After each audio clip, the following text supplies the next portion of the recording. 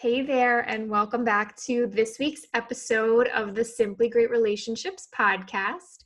As you can see, I'm not here with Marina today. I'm with Katie Miles, a licensed marriage and family therapist and CPO of Habit Better. Thanks for joining us today. Thanks for having me. Yeah.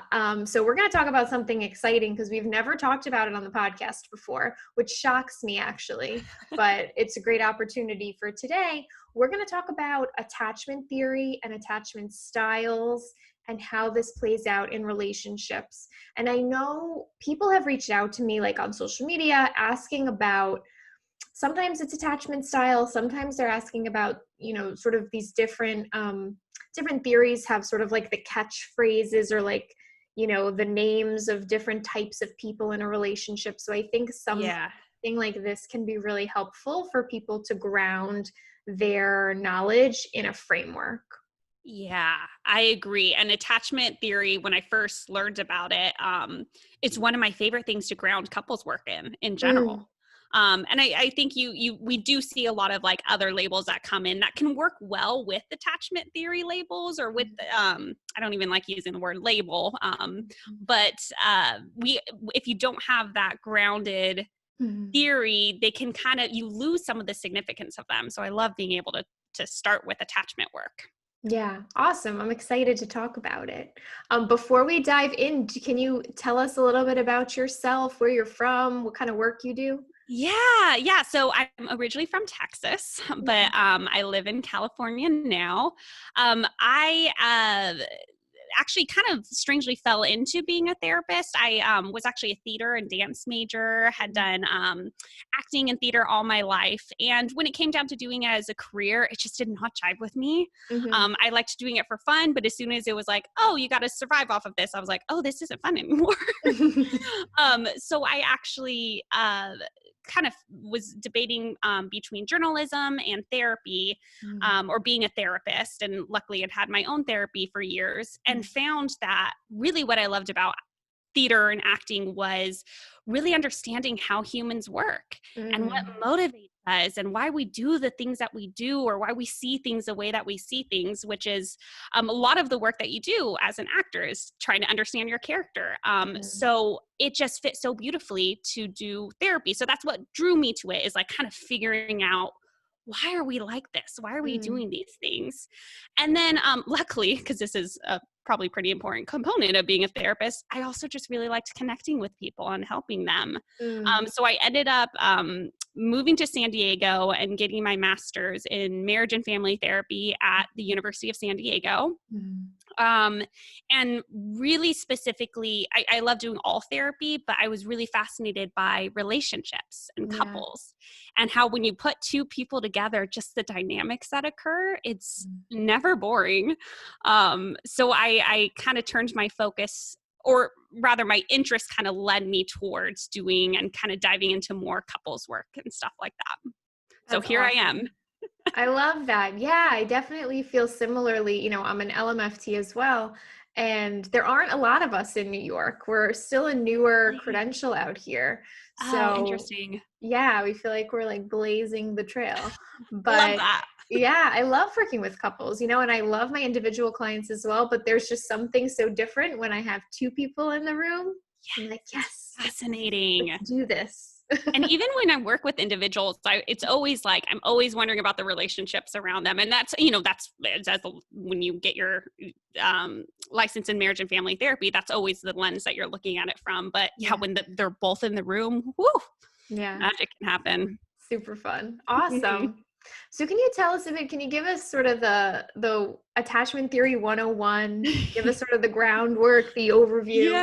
Yeah. And I laugh because whenever anybody like asks me this question, I feel like my brain's going to explode because there's like so much to talk about. But to keep it simple, attachment basically describes the nature of emotional attachment between humans.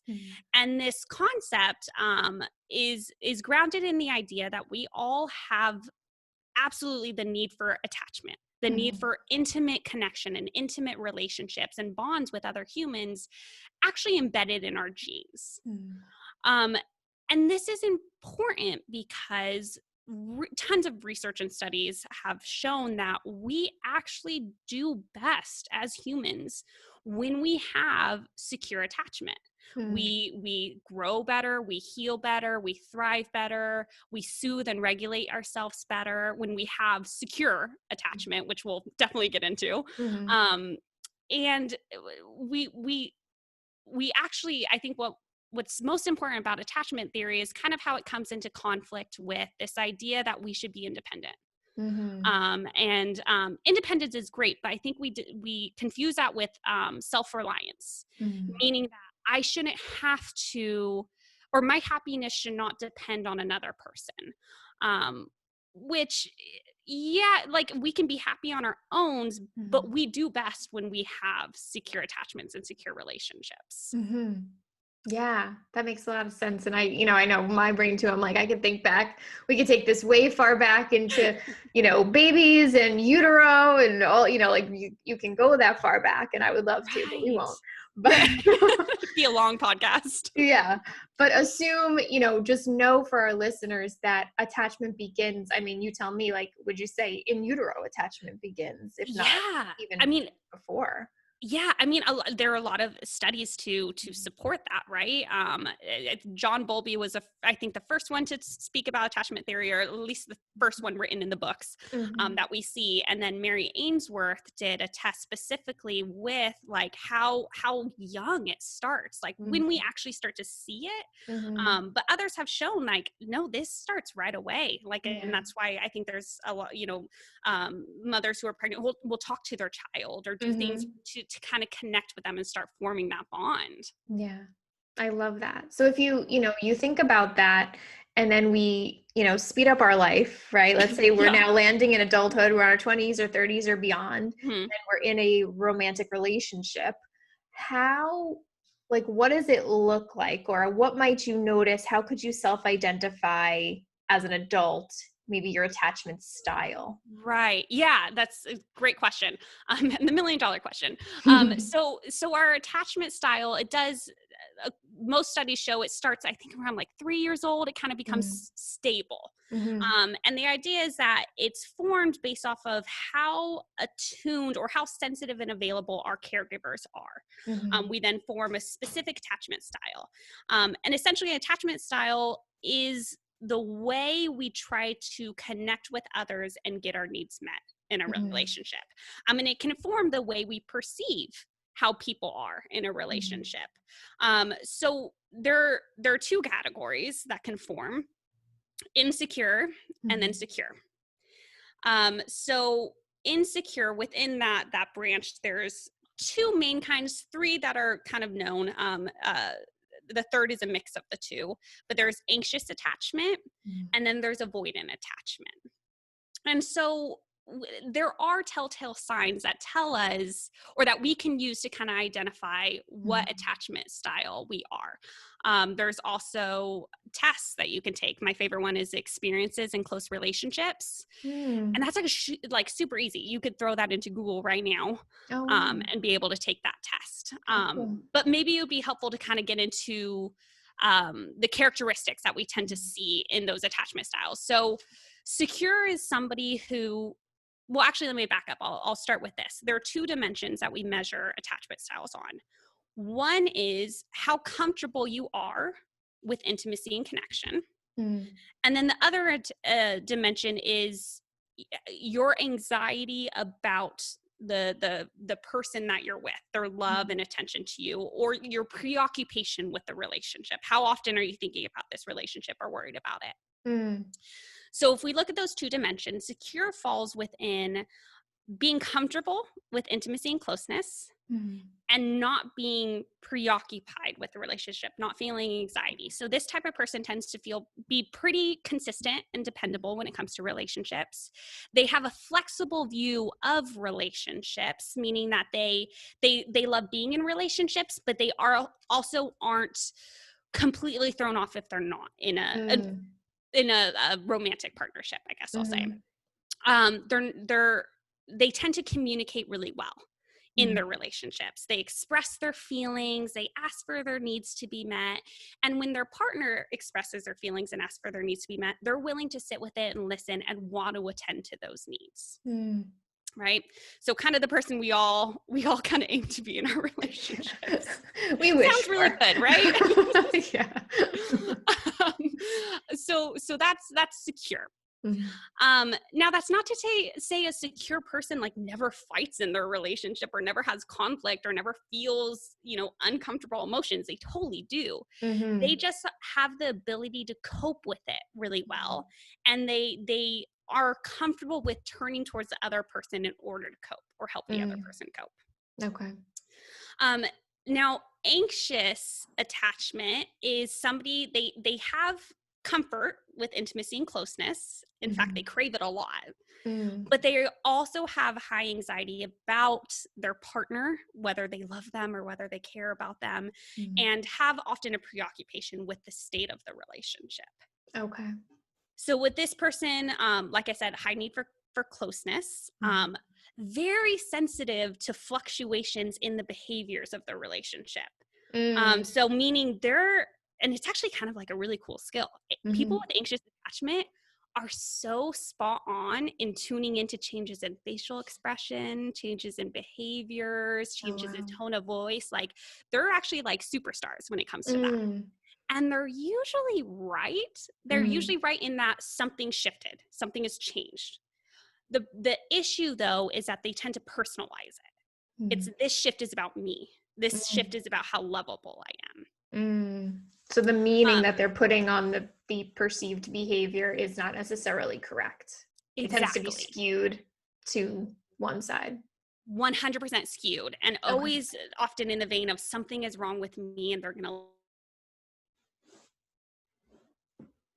leave me. I'm going to be rejected. So because of that, they're often preoccupied with the state of the relationship. Is this going well? Do they love me?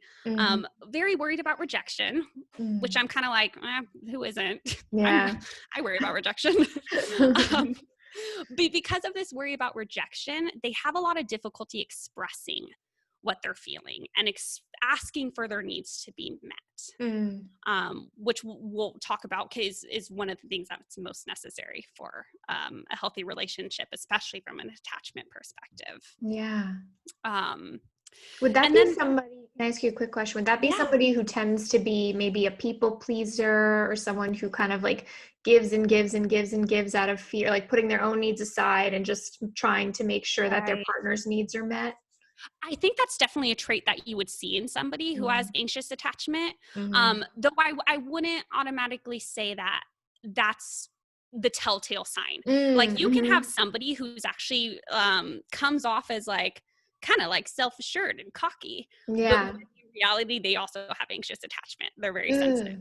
Okay. But I do think you'd see that overlap, right? If they're worried, if I'm worried about you leaving me, I might try to do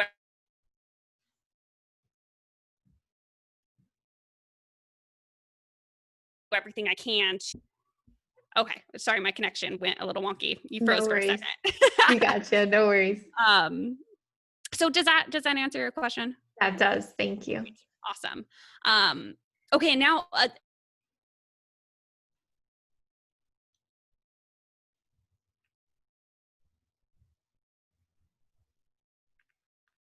avoidant attachment, so a bit more emotional distance going on. So they might send mixed signals as to the state of the relationship. It's like if you were dating somebody who had an avoidant attachment, you're probably not sure whether you're actually dating or not. You're not sure if they they want to, do they like me, do they not like me?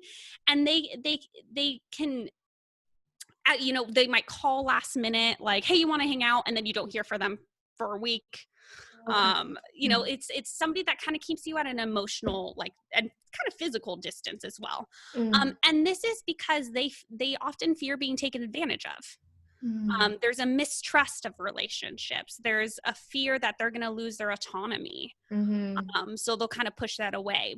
But even though they have this kind of fear and these reactions, they still have an attachment system. They still have the need and regulate better when they're with another person. They just face different challenges. They actually do what's called like repressive behaviors. They're really great. The same way anxious attachment is really good at tuning into another person and kind of seeing the shifts that happen. Avoidant attachment are really good at deregulating their attachment system. But you find when if you given somebody with avoidant attachment a task to focus on, that system comes back online, and the same things happen. Okay. They still have that need for attachment. So it's kind of wonky, but kind of cool. It's very adaptive. Interesting. Yeah. Yeah. They'll also be pretty unclear on their needs with this mixed signals. And you also see them long for this ideal relationship. They keep people at bay because they're going, no, somebody perfect is around the corner. Or they idolize the ex that they kept at bay as well. So it's pretty interesting. It's a cool survival technique. Very much so. Yeah, that's super interesting. Yeah. So those are the two main insecure types of attachment. Okay. Right. And then rarely you'll see a combination of the two. Okay. So somebody who is not comfortable with intimacy, but is also preoccupied with a relationship. So that's tricky. It's very tricky. That's really tricky. Very tough. Yeah. Awesome. So with all of this, so knowing that we all have an attachment style, and obviously our partner has an attachment style, and then we're thrown together into this relationship, how does this tend to play out? Like, what do you see in terms of behavior, in terms of like, I don't know if different styles attract one another? I'm curious what you've seen. It is really cool. So it's kind of a bummer.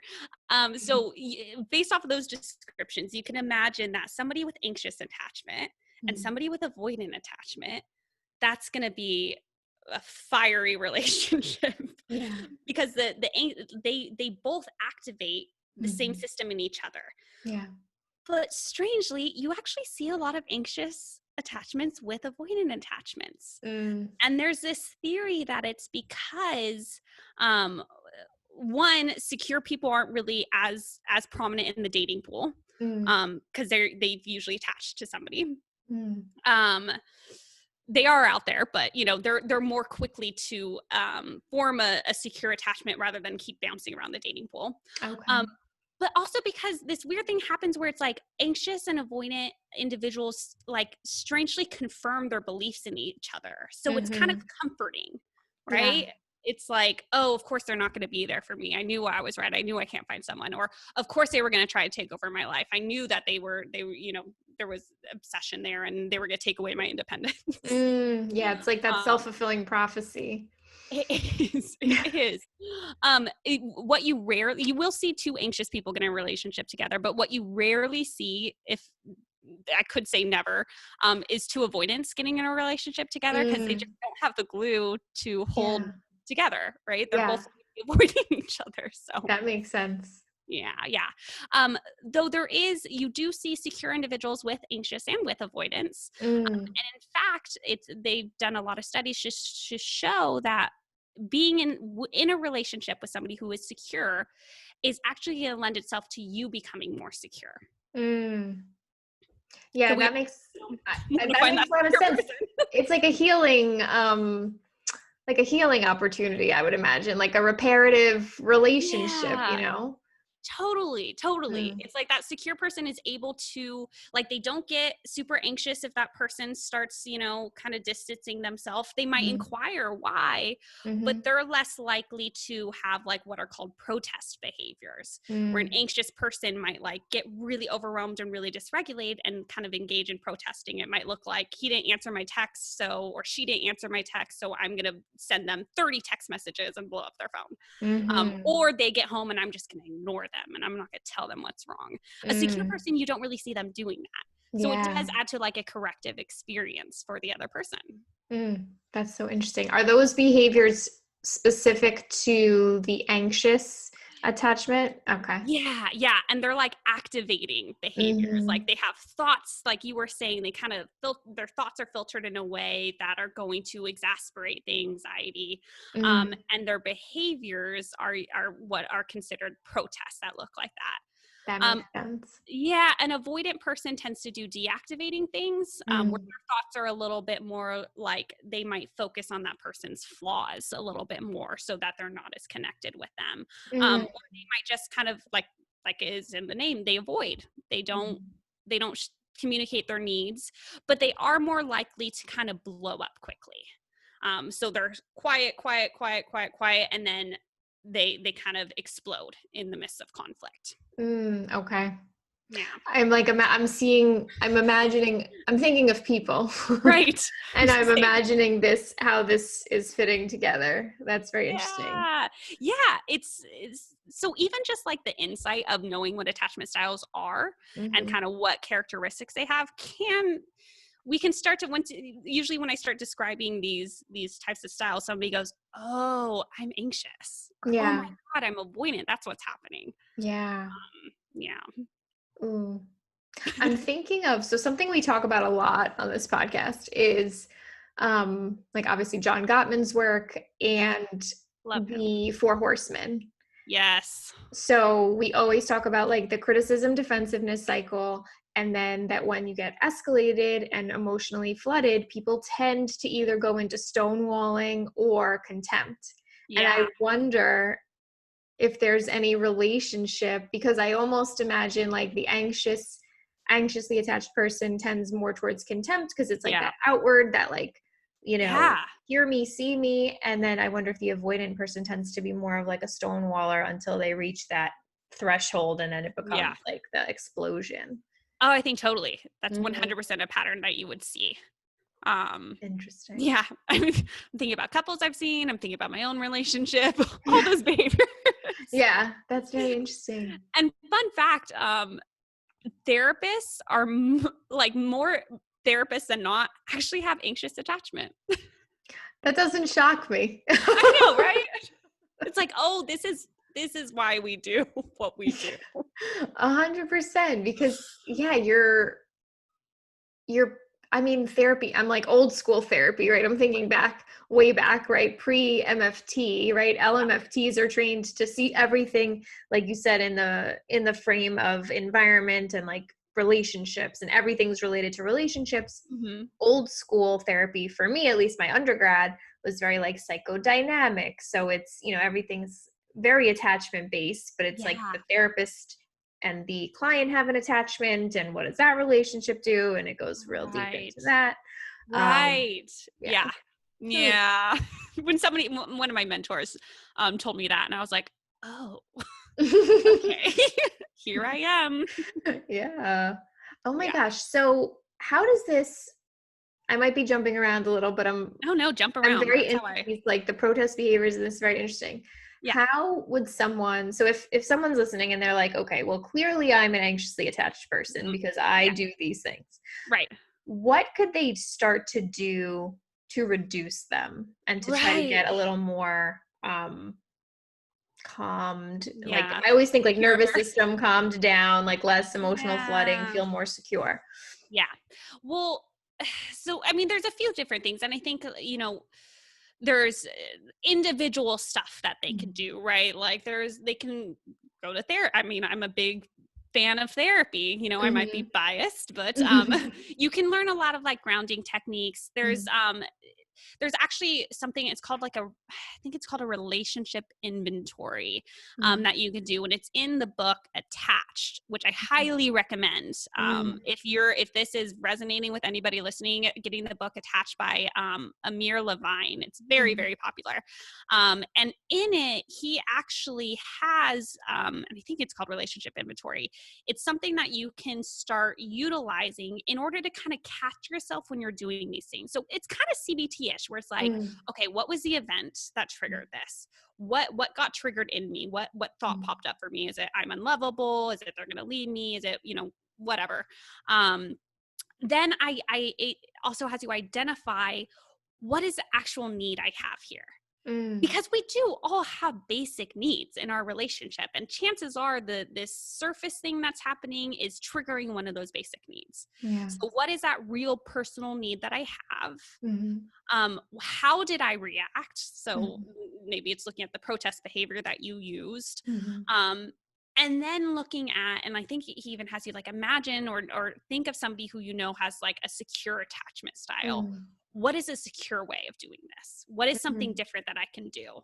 So it speaks to the whole idea that like, yes, attachment style is stable, Mhm. but it's also plastic. And while Mm. the same way with personality traits, like, or personality temperament, we can't change that, but you can change your behaviors and your interpretations. Yeah. So kind of it lends itself to focusing on that. Mhm. Um, uh, and I think what it always falls back on is explicit communication Mhm. when you're with the person. And that's really hard for both somebody with anxious attachment and with somebody with avoidant attachment. Yeah. I love how it breaks it down so step by step, because it's, as I'm hearing you say that, I'm just like, it's so parallel to the process that, I have made people go through, where it's like, okay, if you became emotionally flooded, right, Mm-hmm. which Yeah. could look like protest behaviors, take Right. space, calm your nervous system, do some self-reflection. What just happened? Mm-hmm. Is this entirely accurate? What evidence do I have to support my perception? Right. And then communicating with your partner in a constructive way, right? Like, I Yeah. statements, what I need, how I Right. feel. Yeah. So I really see how that goes hand in hand. It does. It really does. And all those skills come into hand too. Like Mhm. you're saying, these communication skills, like I statements, expressing like the need underneath this, like this surface context, Mhm. soft startups, even, Mhm. expressing tolerance, all those communication skills that really help us when we're having difficult conversations. Yeah. But yeah, there are specific kind of like needs, and then um uh I can't think of the right word, formulas, so to speak, for the anxious attachment and then for the avoidant attachment. Mm. So if you want, I can go into those. Yeah, I would love that. I'm just going to vomit all the attachment things on you That's anyway, so I awesome. guess I'll ask for consent. Um, so an anxious for an anxious person, a Mhm. lot of the times, because like I said, they're really tuned in to Mm. changes in relationships or in the behaviors of another person. They're typically not wrong that that's happening, Mhm. but there's a point where they need to pause before personalizing it, right? Mm. Because if they're sitting on the couch with somebody, their partner, and their partner makes a face, or in response to something that they're saying, they're likely to clock it, even if it's a micro expression, but then they're going to go, this is about me. Mhm. They're going to make some kind of attribution like that, when in reality it could be that the partner actually was totally thinking about something else. Mhm. Maybe they had like a gurgle in their stomach and they're responding to that. Like, there are a million things that could be happening. So for Mhm. anxious attachment, learning how to take that pause Mhm. before expressing their need, or Mm. before saying something, Yeah. especially if it's something like the partner isn't there, maybe partner doesn't answer their texts or answer their calls, they start assuming, oh my god, so, something's happened, they're sleeping with their assistant, or I don't know, something like Mhm. that. Taking the time to regulate themselves and have a timeout before approaching their Mhm. partner. But always approach the partner. You have to express what's Mhm. going on. You have to express that, whether it's a need you have, like, hey, I need you to text me back if you can't answer Mhm. my calls. I need you to, tell me what's going on in your head as I tell you this. Because one, it gives your partner a chance to respond to your needs, because they can't Mhm. read your mind. Yeah. And two, even if they can't meet that need, that gives you a lot of data about the relationship and whether this person is the right one for you. Yeah. Yeah, that Be makes a tough. ton of sense. Yeah. Yeah, and I think that happens a lot. We see that so much with the couples. I know I know Marina's not here. Marina and I work with, because we talk about it all the time. It's like these patterns, in this sense of like, people get into the state of, I'm not going to share my need because I don't think they're going to meet it, or I don't believe they're going to be able to meet it. And even if that's based on past data and past experience, it doesn't mean your partner didn't read a book, listen to a podcast, watch a show, learn something new that they want to apply. And now they're not even getting the opportunity to meet your need. Totally. Absolutely.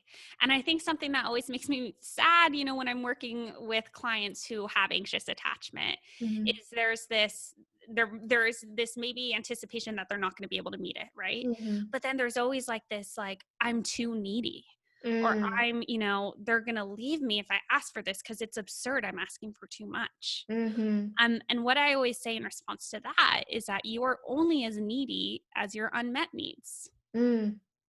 And Yeah. it's a good shift to have when searching for a partner in life, is instead of thinking, am I lovable enough, right? Do they love me? Instead thinking, are they the one that is able to meet my needs? Mm-hmm. And Yeah. sometimes that shift can make a big difference in their ability to then express what they need in Mhm. their relationship. I love that. That's Yeah. awesome. And how does the avoidantly attached person, what kind of cycles, or, what do they get stuck in? Yeah. So an avoidant person, again, they have those deactivating strategies, right? Mhm. So it's kind of devaluing the relationship or devaluing the person, right? Mhm. Kind of hyper focusing on their flaws when they're in it. They often aren't expressing when they need space, when they need it, and that's when you see them just like ghost, disappear, or explode Mm. when the person's kind of trying to confront them. And again, like those are their needs. Mhm. They need the sense that they have independence, or that they need to be able to take safe space when they need it. Mhm. So again, it's about expressing their needs and being explicit with the other person. Mhm. But there are also other strategies that they can use, kind of the same way we talked about that relationship inventory with an anxious attachment individual. Um, an avoidant attachment individual could needs to recognize when they're using those deactivating strategies. Mm. So insight, huge, Mhm. right? As we know as therapists. And instead kind of open up and shift their perspective. So a Mhm. lot of the times they externalize the issue with their relationship. It's always the other person. It's they weren't good enough. They weren't this, they weren't that. Mhm. And it's helpful for an avoidant person to then look at what they're like, own their own stuff, so to speak. Recognize when they're using those deactivating strategies, and like the same with the anxious attachment, how they kind of act on impulse and go straight to they don't love me. Mhm. An avoidant person does too. They act on impulse as well and go, I don't need you, I'm going to push you Mm. away, you're not right for me. Mhm.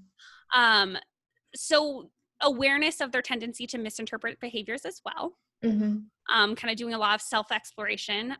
Relationship gratitude lists too are really Mhm. important for an avoidant attachment, because remember, their tendency is to deactivate their need for attachment to that person. Mhm.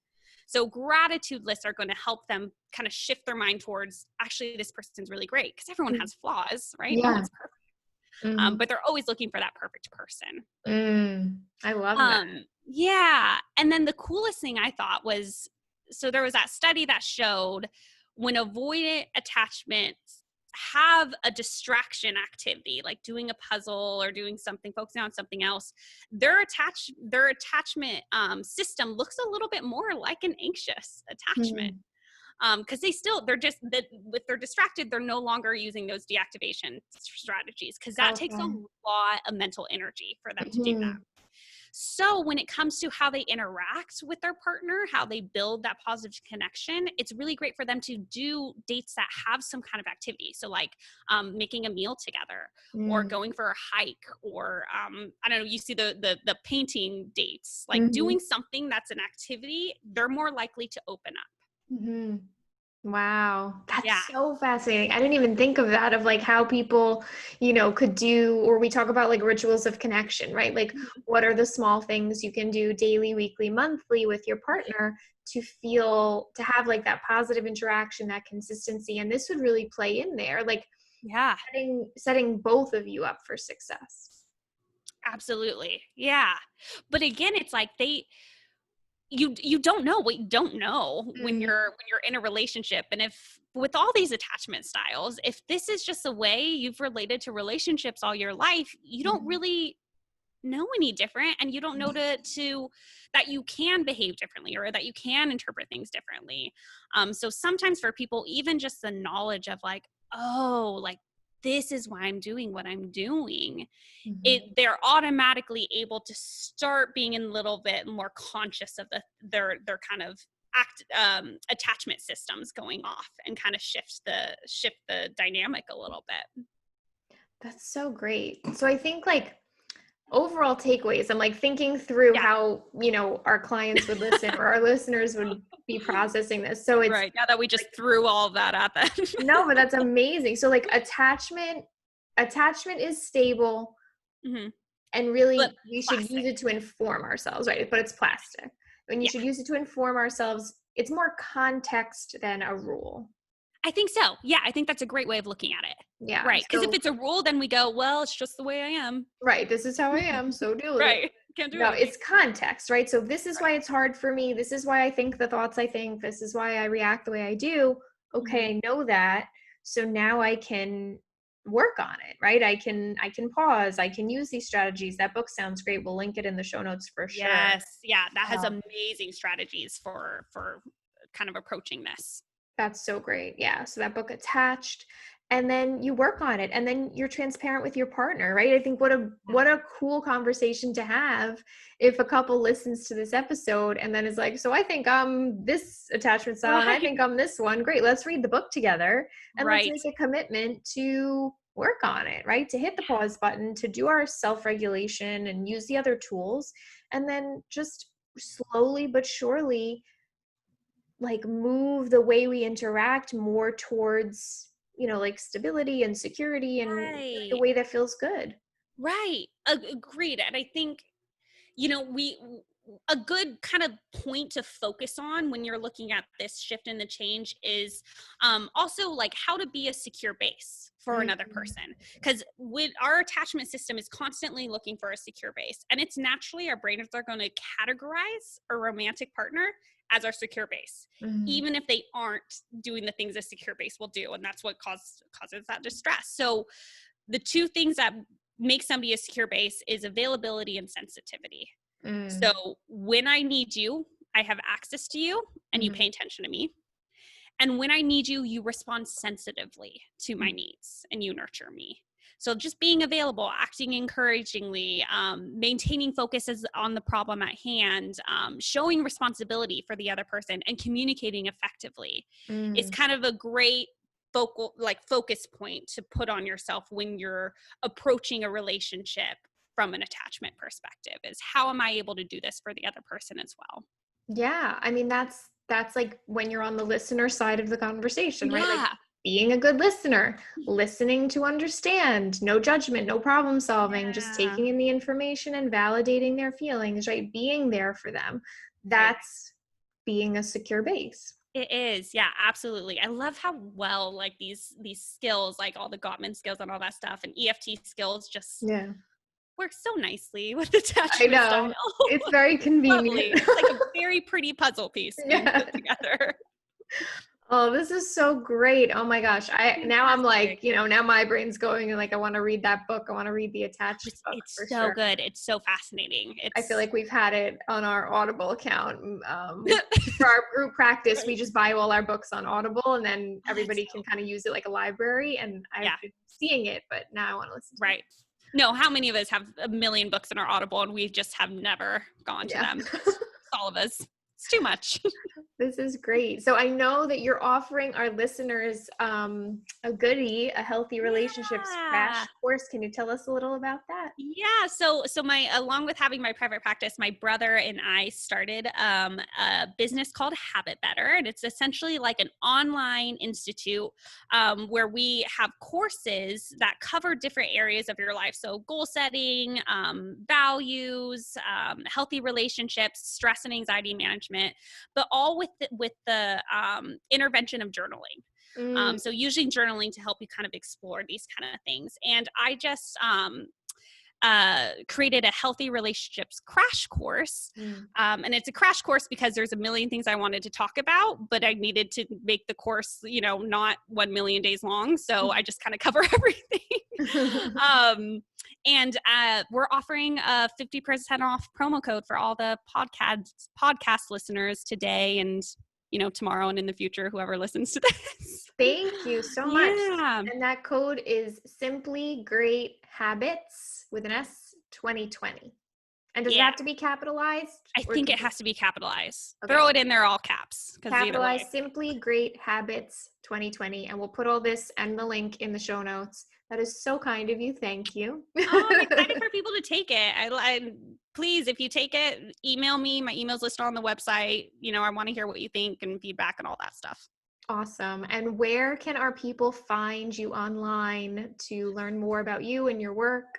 Yeah, so I have my private practice website. It's KatieMilesLMFT.com. And then also in that website, it has links to my Instagram. I shifted my Instagram to be where I talk all about this kind of stuff, of course, in like small posts, so you can only say so much. But if you want to learn more, I post a lot about attachment and relationship stuff. Awesome. Sounds great. Oh, well, thank you so much for joining us. This was really so fun. I loved it. Thank you for having me. Yeah, and I'm sure we'll chat again soon. I'm sure we will. Thanks. All right, guys. Bye-bye.